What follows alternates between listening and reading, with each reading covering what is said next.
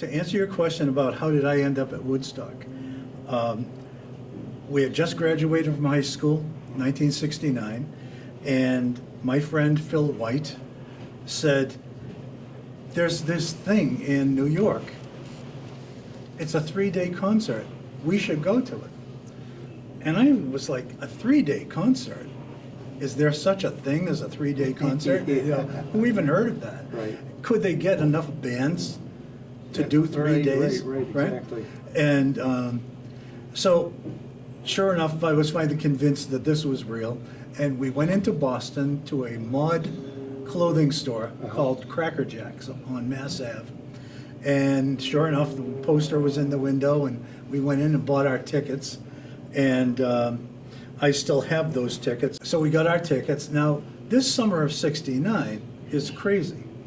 First of all, we were both going to go to the Art Institute of Boston in the fall, along with Stephanie Belko, Virginia Gage, who's now Virginia Kimball, Philip D. White, and Doug. I mean, we're going to go to the Art Institute of Boston in the fall, so that's exciting. And then the Manson murders happened, and The space. Armstrong walks on the moon, that's right. and Chappaquiddick happens, all within a couple of weeks. And now this thing in New York, not in New York.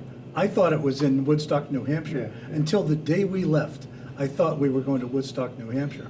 And my friend just recently told me he thought it was in Woodstock, Vermont. So Somewhere in the middle. somehow we found out that it was in New York, and I scrambled to get the New York map out of my mother's station wagon glove compartment. And Was this a big adventure, or was it just an everyday type thing for you? it was a big adventure, except the key to this is nobody knew what they were getting into. Right, I was gonna say, it wasn't an adventure until you got into it, and then you realized. Yeah, I You're a mean, big we were part of going it. to a concert, so it was a big deal. I mean, I had only been to 1 or 2 concerts, Yeah. and nothing in the world had been like Woodstock. And so nobody knew what we were getting into. Right. He had invited 2 of his friends from where he worked, and we had to wait and pick them up at 9 o'clock that night. Yeah, yeah. Once we found out it was in New York, we knew we had to leave on Thursday night. I was pumping gas at Proctor's Sunoco station. Phil was working, I believe, at Demoulas and JM Fields. And JM Fields is where Target is now. Yeah, right. Right? And so we head out at 9 o'clock that night. We had to pick up these 2 people. We head out to somewhere in New York, and it's night. In the middle of the night, on New York Route 17, we come to a screeching halt. The traffic has stopped. Obviously there's a big accident or something, who knows? Except now hours go by, minutes, and then hours and hours. By now, we know that we've learned that we're now in this concert traffic. Right. And there's no GPS. We have no There's idea, really. There's no way of going backwards or forwards, Exactly. left or right. Cars are pulled off the road. And this is almost like a Route 101 kind of highway.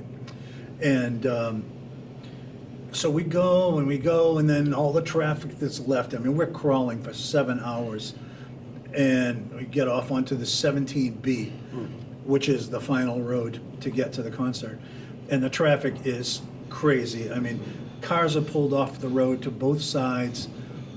Literally, it cannot move. Both lanes are inbound. Yeah. You cannot get out if you wanted to.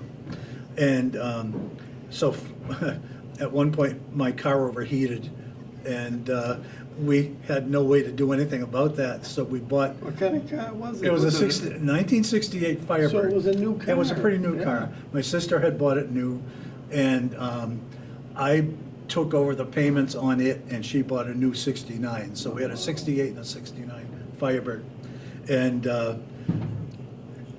we run, overheats. Oh my God, what are we going to do? And I'm not a car guy, so somebody suggested. We buy a bottle of Thunderbird wine. We bought a gallon of high quality Wow. Thunderbird wine and poured it in the For all radiator. purposes. Yes, it's an all-purpose wine, yes. And that worked and cooled it down. And now I'm very nervous about the Yeah, car. yeah. So we went a couple more hours and worked our way till a point where it was just clearly time to get off the road. The traffic was virtually stopped. And there was a field on our left, which by the way is still there and is still used sometimes when they're doing concerts up there. And we pulled off into it. People had pitched their tents, and Phil had brought a tent, and we had it set it up. But now it's Friday at noontime.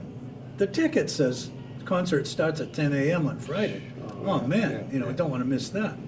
So we just kind of parked, left our stuff, and headed in, to the concert, which we had no idea if it was another half a mile or 5 miles or right. 10 Sure, miles. yeah. So we just kind of melded into this crowd that was slowly walking up the street. It was kind of funny because you didn't know if you were walking to your execution. You're just following the You crowd. didn't know where it was going to Yeah, end up. and then at some point the crowd turned and went up this hill, and we get to the top of the hill, and it was crazy. We had planned to eat burgers and stuff. It's the '60s. It was called the Woodstock Music and Art Fair. Right, you figure vendors and Yeah, stuff right. like that. We're gonna have French fries and hot dogs, and we're gonna see macrame and Right. candle making and leather tooling and stuff like that. All the '60s Right. stuff, right? And we come into this clearing at the top of this hill, and all of these booths that had been built for those vendors were empty. Nobody had been in them. It was just, wow. So you continue just a little bit further on the crest of this hill, and down to the left, oh my God, it was a sea of people. Yeah. And off in the distance, hills with cars and tents, and it was crazy. This is on a farm owned by a fellow named Max Yasger, Okay. who the promoters rented this place from him, but it leaked over into lots of other farms Yeah. because it was so out of control.